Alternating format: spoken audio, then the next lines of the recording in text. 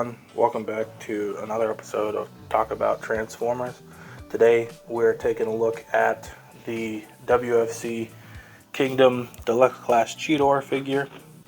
As far as officially released beast modes go, this is probably about as good as you could get for this size class at this price, judging by the amount of articulation that it has and how much it doesn't just look like a robot squished up in there. They actually have, it looks like a cheetah belly for at least half of it, and then if there was more paint down here it would look even better.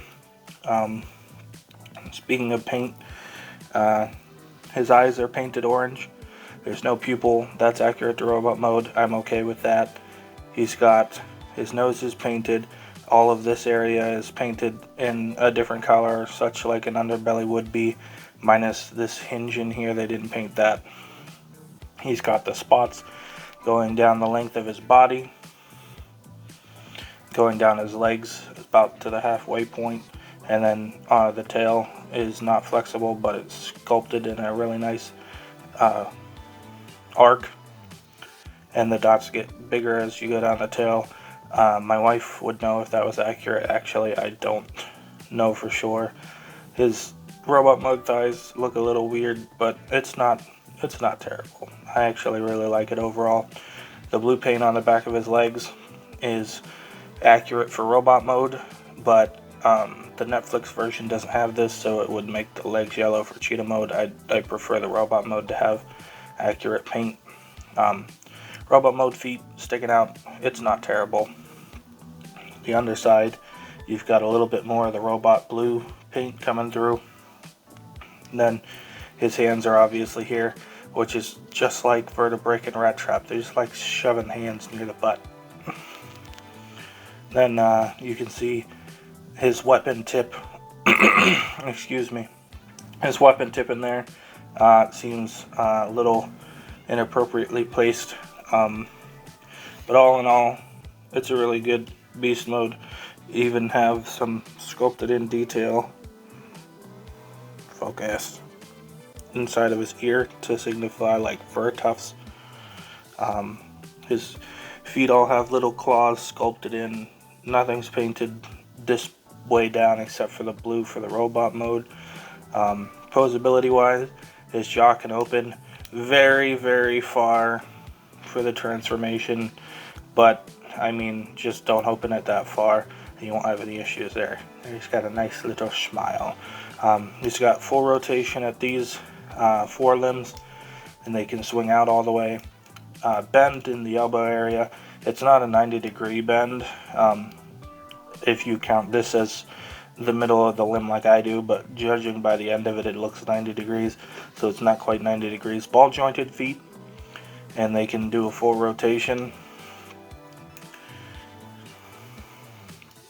And that's it for the head and front. The back legs, the robot mode knees, the robot mode knees act like back hips. It's not staying together.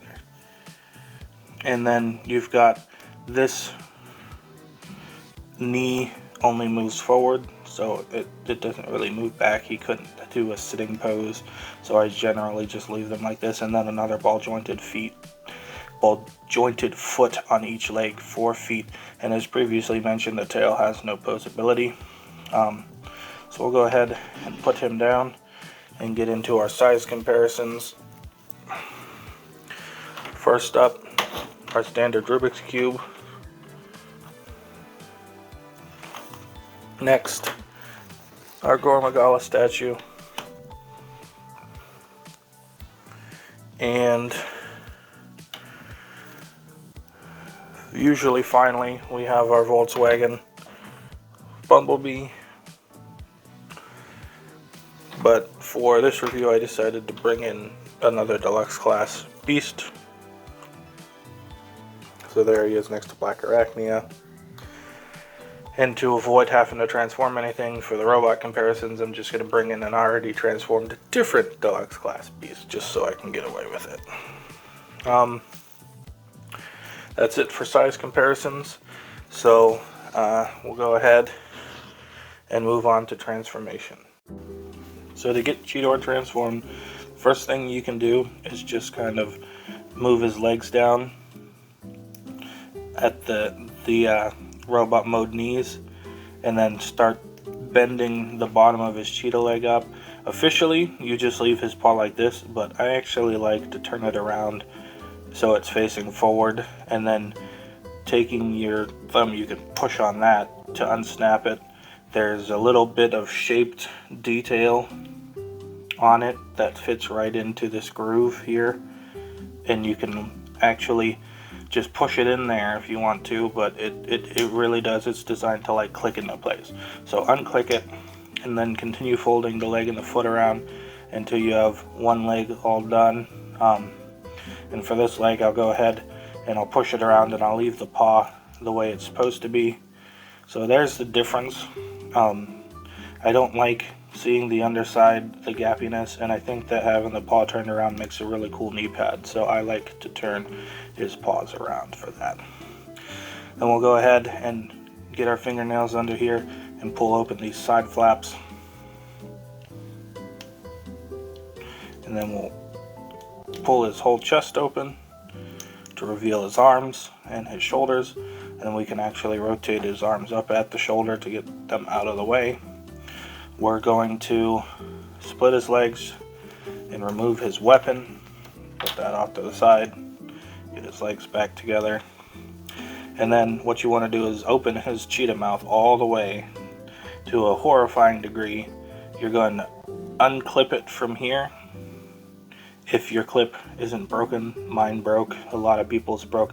It stays really well. It's not flopping around, especially when you have the chest plugged in under here. It keeps it into place. But you unclip it if your clip exists.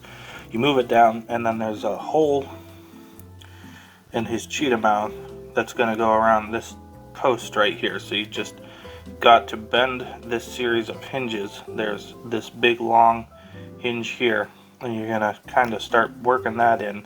Make sure that the bottom jaw clears that, and then you'll just snap it into place. And then to get it off of there, you just start pulling up on it. His head is backwards, so you're going to want to bend it towards you to give you the clearance to rotate it around, and then bend it back up. So when you're going to beast mode, make sure you tip his head back before you start spinning it. His arms and these cheetah stomach panels are on the same hinge, but they're free moving from each other, so you can rotate those forward if you want to. Get his elbow situated so that it's facing forward, and then rotate his hand 180 degrees. So we'll go ahead and rotate his arms so that his shoulder and elbows are right, and we'll rotate his hand. And then for the cheetah legs, I really would have liked it if these had a peg and a port, but they don't, so you just kind of bend his legs backwards, and I just kind of line them up at the hinges back here. Excuse me. And there you have Cheetor in his robot mode. Looks really good for considering how good the cheetah mode looked. This actually looks... Oh, I forgot a step. I'm going to see how many people yell at me, but I did forget a step. These side flaps we folded out that are the sides of the cheetah also become the sides of the robot, and for some reason I always forget to do that. I don't know why. It cleans him up so much better. Anyway, move his arms back down. As you can see, he's actually a really clean looking robot considering how good his cheetah looked. His legs have some wonky proportions from the side, but from the front he just looks really good. Getting in close here, you can see that his face is painted blue, eyes are painted the same orange as the cheetah eyes, and the smallest darn Maximal symbol, I swear. I don't know how they're getting them so small and so clean. I don't know if it'll even focus on it. There, look at that. You can see the holes in the eyes and the ears. Excuse me again, sorry, so sorry. Alright, and then coming down to the chest, you've got the real cheetah head. Unlike the Masterpiece, which had a fake, the post that it plugs into is almost molded in a way that it looks like this part down here is mimicking the lower jaw of the cheetah, and if that was painted, that would look fantastic. The sides clean up really well. He's got his little hip skirt thing molded in. It actually does move forward, but you don't really need it to, ever so slightly need it to if you're doing like a really high kick, but for most of your poses you're not going to need it to move forward. He's got the little armor detail on his thighs. They're not painted, and if they were, it would only affect the underside of the cheetah, so if you wanted to paint them yourself, you could. Lots of cool details on his legs. Like I said, I have the paws backwards. I just like the way that looks compared to the way it's supposed to be. So we'll pull this out. Oops, that can happen on ball joints. It goes back on easy enough. So like this knee, it kind of flows with the shape of the leg, but the leg just looks really thick. I wish this would have like tucked in more, but then we'd have more hollowness. But I just like the way this kind of angles out and looks like if he needs you, it would hurt. So to each his own. I'm not transforming it right. I like my knee pads. And then he's got these little kind of tiny looking feet, but it's just because his shins are so big. And those sections that popped into his cheetah legs are actually his heels, so they look kind of neat as heels. It's not just. And then you got some gaps up the back. A little bit of hollow space in the back of his arms from the molding process, saving some money, saving some plastic, but it's not too bad. And then you've got his cheetah belly and his cheetah legs, but that's actually accurate to the original character. And if you don't count this as the backpack because it's supposed to be there, his back is just super clean. As far as posability goes, this is on a ball joint. It's attached at the back of his head though for the transformation, so he can look really far up, not really any down, not really any side to side, and then it can rotate, but it looks a little awkward because the ball joint's at the back of the head. It's not too bad though. Other than when you bend it back, it's going to run into these obviously, but other than that, you got a full universal. It runs into them slightly going up. It can move out all the way if you rotate it on its own hinge. And then you've got the thigh swivel, full 360, elbow bend, a little more than 90 degrees on the elbow bend, so that's nice. And then because of the transformation, you even get a wrist swivel. This guy does have a waist swivel, full 360. Well, no, it stops. Okay, so if you go from one side to the other side, it's full 180, so it's 90 degrees in each direction from the center. That's okay, that's all you're ever going to need really. Then as far as his thighs, hip area, he's got the universals. The skirt can move if you go all the way forward. It can't go back that far because this molded in area for when it fits into cheetah mode is going to run into the part it fits into in cheetah mode, and then it goes out pretty far, not all the way. Then you've got a rotation just above the knee, full 360, about 90 degrees of bend at the knee, and then you've got ankle pivot to the extreme. No ankle rotation, but you do have a rocker due to transformation on that hinge. You can rock his ankles up and down. As far as accessories go, he's just got his tail weapon.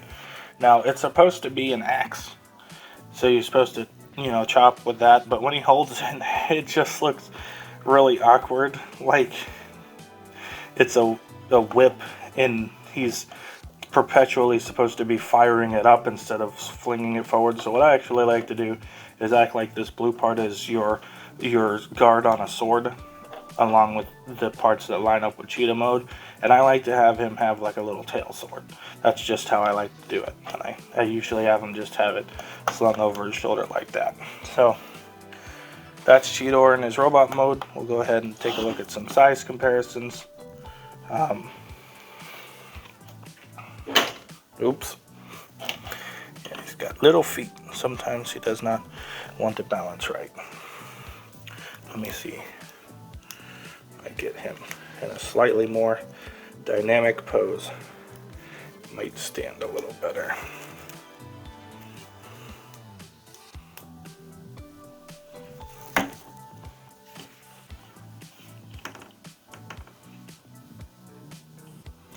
It still looks wibbly. We'll see. We'll see how it goes. Alright, we'll go ahead and bring in our Rubik's Cube. Try not to slam things down on the table so it doesn't fall over. Our Gormagala statue.